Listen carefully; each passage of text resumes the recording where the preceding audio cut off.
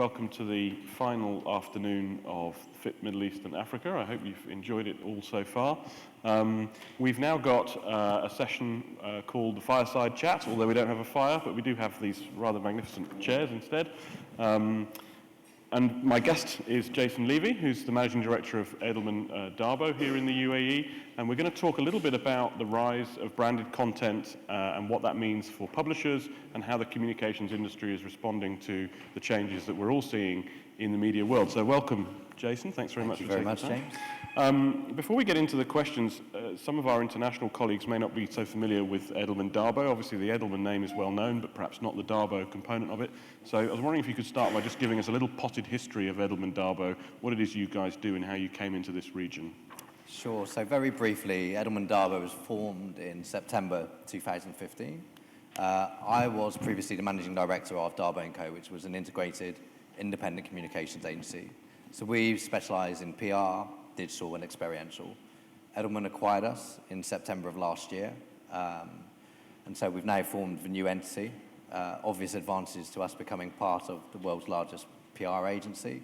But I think crucially, particularly for this conversation, it's an agency that's quite radically evolving its business model and something that really needs to happen in the times we're operating in. Okay.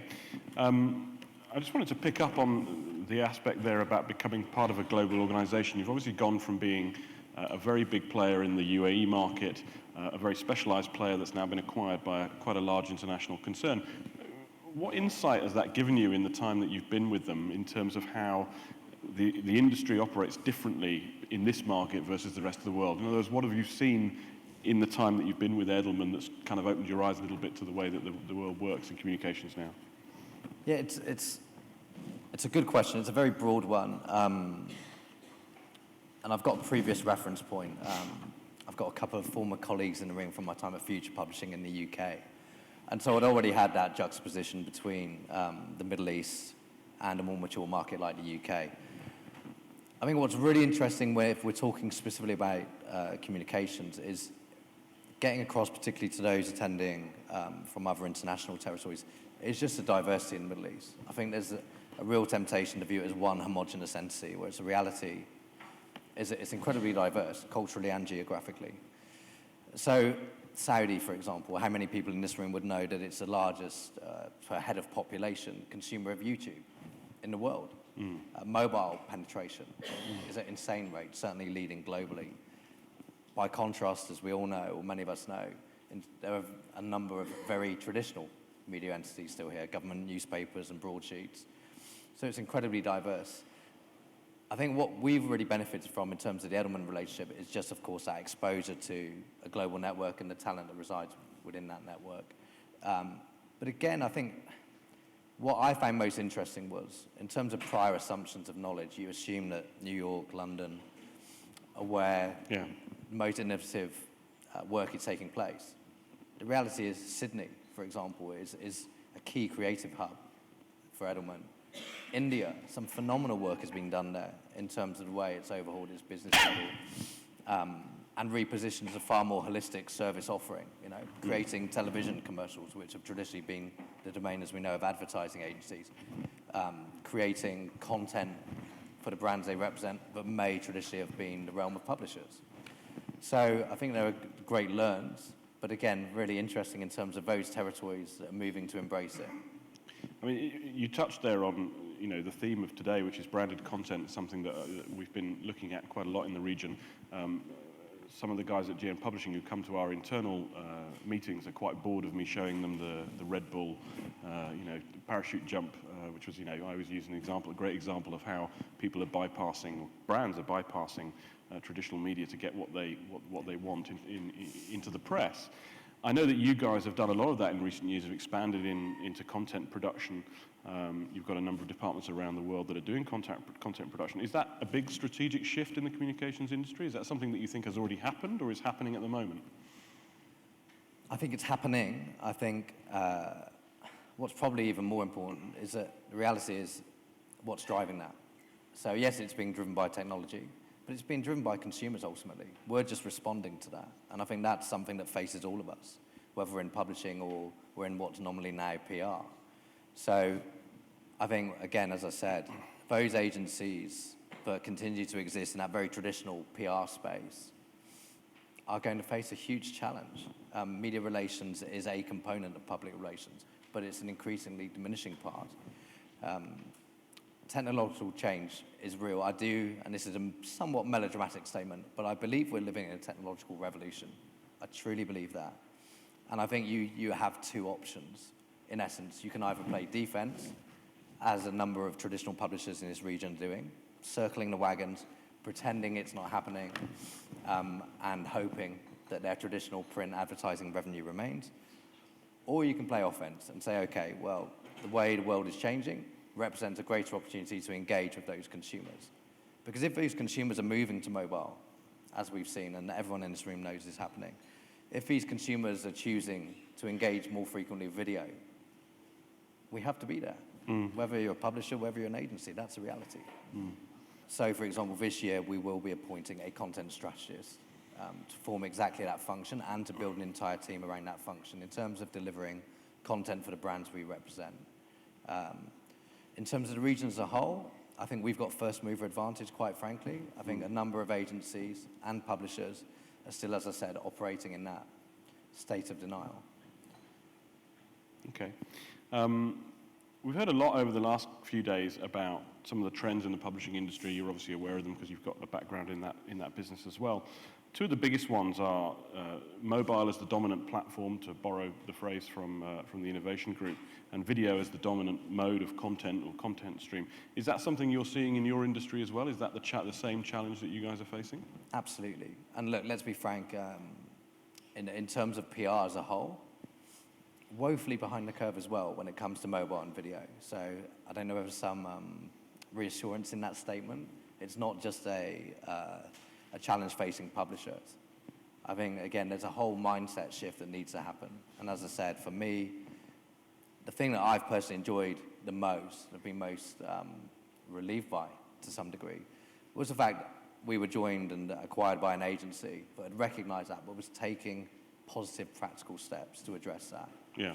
So again, in New York, they have a team who are already looking at the potential for virtual reality and how that can be leveraged on behalf of clients like New York Zoo.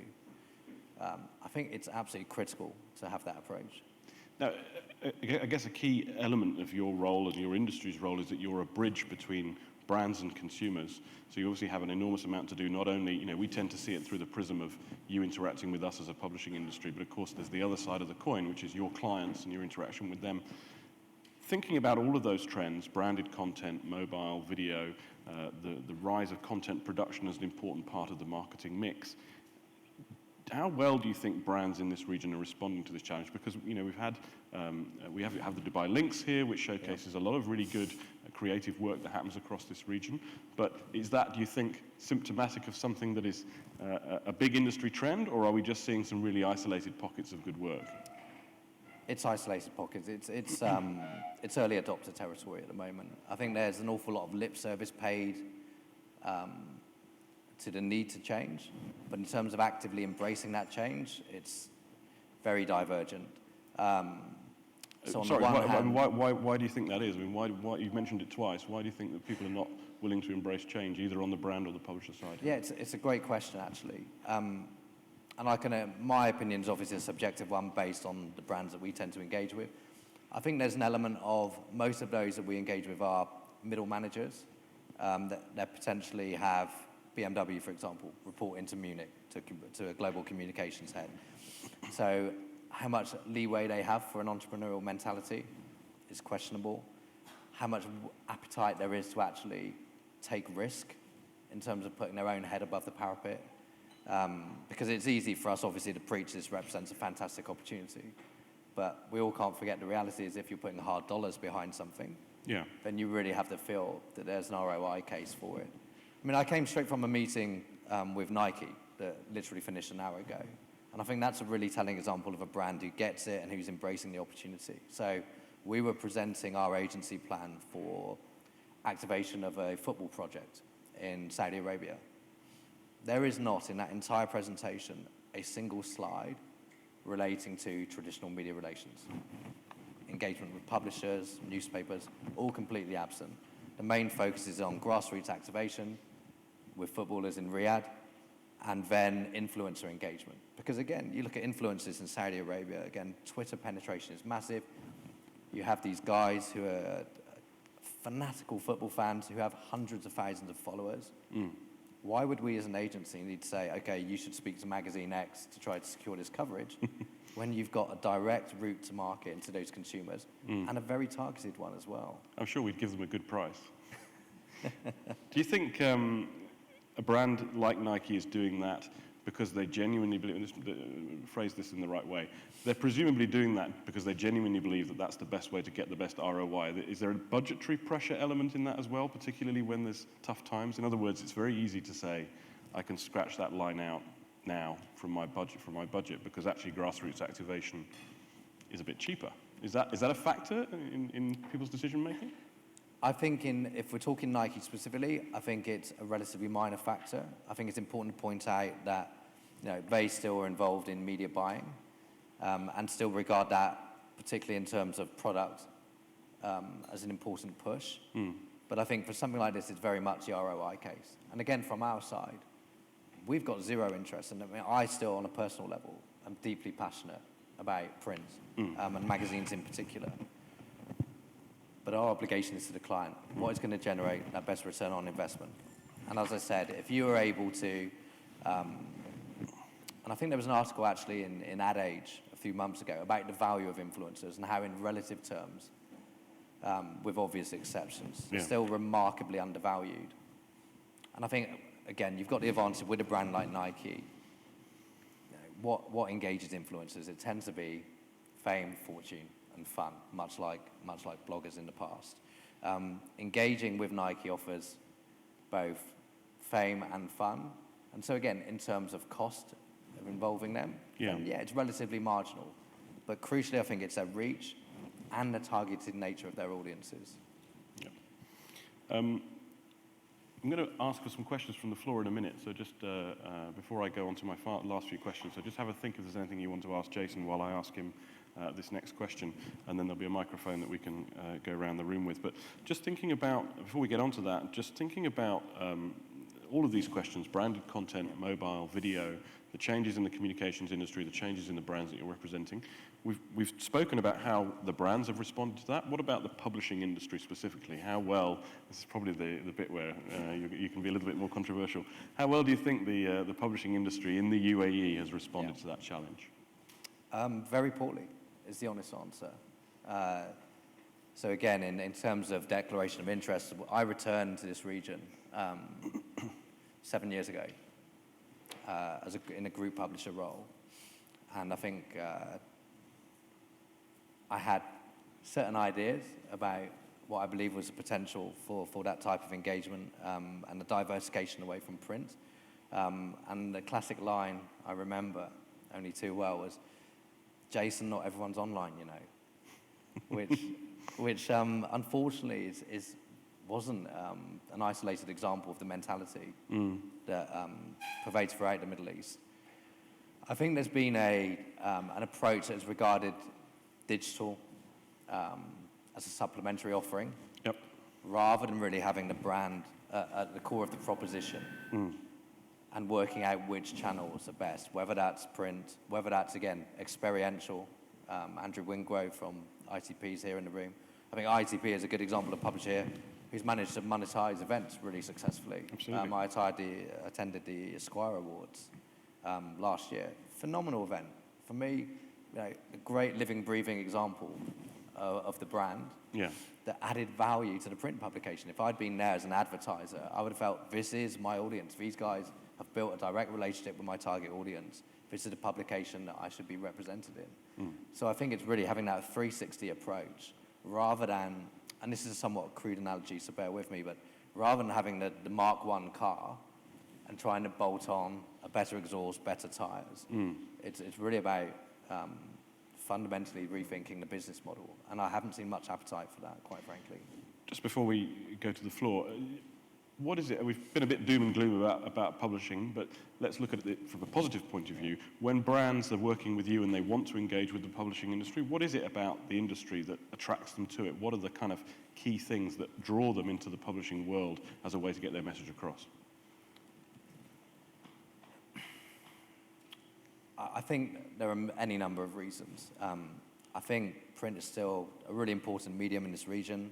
I think some publishers have also, with the Esquire example, managed to diversify away from print, so there are potentially great partnerships on a brand level. Yeah. I think it depends on, from our perspective as an agency in particular, the different audiences and stakeholders you're trying to reach. So, for example, we have another number of government clients. The reality is in that type of scenario, something like Al Bayan, the Dubai government paper in Arabic, is a vitally important channel, and influencers are negligible in that regard. So again, I think it's very much about having a bespoke approach. I think publishers still, in this region, do own certain important audiences. I think it's more about how they have to have a long, hard think about how they continue to engage with those audiences and provide value. So it's about continuing as the publishing industry to be an influencer in itself. Yeah, very much so. You know, you've got Very individual much so. influencers who people want to access, but we as an industry are also an influencer. Yeah, and it's about drawing on that resource and talent. That's one thing. I mean, that prior to moving across to the dark side, 6 years ago, you know, my entire career has been in newspapers and magazines, and I consider myself incredibly fortunate for that fact. I've worked with so many talented people, so many people who are passionate about their craft. There's clear value to still having those individuals who are able to act as gatekeepers in terms, because again, one of the problems we all face is there's just so much content out there now. Yeah. Who are the people who can craft, curate that content, and ultimately distribute it the right way? Absolutely. Okay, let's see if anybody's got any questions from the floor that they would like to ask Jason. Anybody? Barry, yes. Can we get a microphone for Barry? Hello, Barry McElhenney from the PPA in London.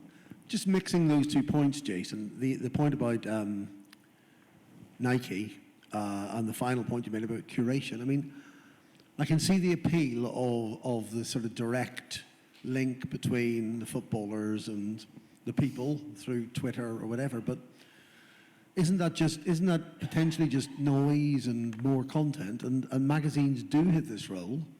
I'm biased, I admit, in elevating it and saying this is the stuff that matters. This bit over here, because it's in the magazine, is elevating it above just random footballers talking to hundreds of thousands of people through that curation, through that editing. Don't we still have that role to play, surely? I think certainly in certain circumstances, Barry, absolutely. I still read 442 avidly, which is a fantastic publication by Haymarket. I think this is pretty much a unique case. There's no single publication in Saudi that really targets that audience first and foremost, because otherwise there would be an opportunity to do something concurrently with that grassroots activation. I spoke about the revolution that technology has driven over the past decade or so, and I think, again, this project is proof of how that's changed our thinking. So this project is around street football in Riyadh. It's massive. You can imagine there are limited social options in Riyadh. So football has a huge grassroots following and engagement levels among young male Saudis. There is no voice for what's called that Hara street football. No brand, no publisher has taken ownership of representing that demographic. So again, without divulging too much, part of our concept is Hara TV. It's not quite literally a TV station, but leveraging YouTube, leveraging Instagram to bring to life that entire subculture. So I don't think it is noise. I think it's very targeted. I think it will resonate with that target audience.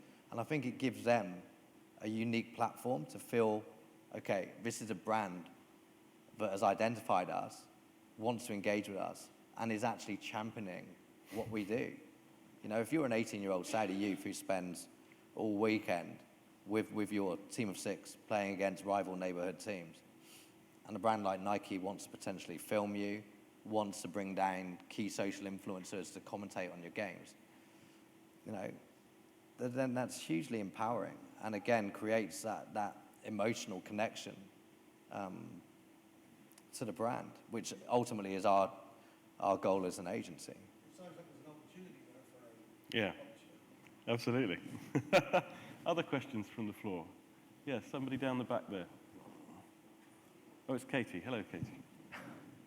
Hello, hi, Katie from GM Publishing. Be kind. Always to you, sir. We've talked a lot at the conference about credibility, and in this market, publishers, well, anyone can sort of slightly publish anything, and there's a lot of smoke and mirrors when it comes to numbers, reach, what they're doing or what they're not doing. How do you, as Edelman DABO, kind of cut through all that? How do you sort of go past the smoke and mirrors to know that you are actually working with credible publishers or credible content deliverers? Great question. It's a great question. Look, I think a grossly abused word in this part of the world is partnership. But it's one that we fundamentally believe in. And I think it's pretty easy to work out those publishers who, again, want pay for play. And as we all know, or those of us from this region know, there's, in certain sectors, a very unhealthy lack of a church and state divide between advertising and editorial. So I think it's about having those, at the risk of trying to distill it into a simple soundbite, those adult conversations. Because ultimately, again, I see the agency role as complementing. I think there's been a tendency, and I was certainly guilty of it, to be frank, where PRs were viewed as an irritant. But look, we know the world we live in. If budgets are squeezed and you have an external partner who can offer content of value, and I think that's the key thing. That's where the collaboration comes in. It's not there is no point in trying to push a press release or a feature onto a publisher if it isn't relevant to their target audience, if it doesn't have genuine editorial value. And as you know only too well, that there are times where frank conversations will be had regarding the fact there simply isn't an opportunity. But I think, those agencies, and I'd like to think we're included in that number, who take the time to really understand the publication, understand its target audience, and engage with the editorial team in the right manner, can add a lot of value in that regard. Okay, we're running out of time, so we need to wrap up. Before we do that, though, Jason, I was wondering if, you've got a room full of publishers here, a lot of whom are from the region. If you were going to give them 3 pieces of advice, particularly with respect to how they should engage with your industry going forward, what would those pieces of advice be? Well, I think we've effectively covered off one of them, which is simply to view us as partners and look for those collaboration opportunities, rather than just shut the door. I think in terms of the broader industry, I guess I've got strong sentiments having come from that industry. And so, again, it's really interesting to look at some of the differences. I would say that young talent is grossly underutilized by traditional publishers. When I look at some of the PR talent that we've got at Edelman DABO, we've got nearly 10 graduates now from American University of Sharjah who are so good at what they do. And I think there's a default setting, certainly among English language publishers, to just default to hiring from London. And if I take, and I apologise in advance, Andrew Wingrove, but if I take ITP as an example, you've got somebody like Mark Dinning, who was clearly a superb editor with Empire in the UK, now running Time Out Dubai. But I'm seeing covers of Leonardo DiCaprio at what would be termed peak season in Dubai for events. If I'm buying a copy of Time Out Dubai, I want to know what's happening in my city that week. And there are numerous references in there that, to me as a Brit, resonate and make sense. If I was Jordanian, if I was Lebanese, if I was Indian, would I feel this magazine is speaking to me? Highly questionable. So again, I think that's something that has to fundamentally change. And then I think the third piece is, and I think this is something that will resonate with anybody in the room, and it's a global issue rather than a regional one, is innovation. And I know it's easy to drop that line and not be cognizant of the implications in terms of areas like budgets, particularly in the current economic climate. But the reality is it is an innovate or die territory. One of the things, and I'll refer back to my time in the UK, a company I had so much respect for and learned a great amount from was Future Publishing. But as an industry, it amazed me that there was no real R&D function. No. You know, if you look at area, I mean, we work with BMW and Rolls-Royce in automotive. We work, as I said, with Nike. Numerous other global brands, Marriott International, which of course is a great example of a brand that's created its own content studio now and has hired Mark Glazer from Variety magazine in the States. You know, R&D is a key function. And again, I think it's been neglected and those chickens are coming home to roost now. And I think it's happening. There are individuals who I think are trying to drive change within their organizations. Gina Johnson of Motivate is somebody I've spoken to in the past about the importance of digital. She's, and I know she's waving at you and she's going to buy you a drink later. But Gina's on the same page as me in terms of the digital opportunities that are out there. And again, I see now What's On, for me, is a really good example of where historically, Gina knows much of my frustration, you know, monthly print lifestyle publication in a 24/7 always-on world doesn't work for me. But now, I follow What's On Facebook and get good, timely content on Facebook from the brand. So I think there's still a lot of equity in the brands in this region. It's really about how you leverage them effectively rather than just this default setting of, because we've done X, we'll continue to do Y. You know, the world has changed, and regional publishers need to change with it, and quickly. Fantastic. So, in summary, be a partner, be locally relevant, and innovate. That would be your advice. Easy to say from this chair. Absolutely. Ladies and gentlemen, thank you very much. If you can please put your hands together and thank Jason. Thank you.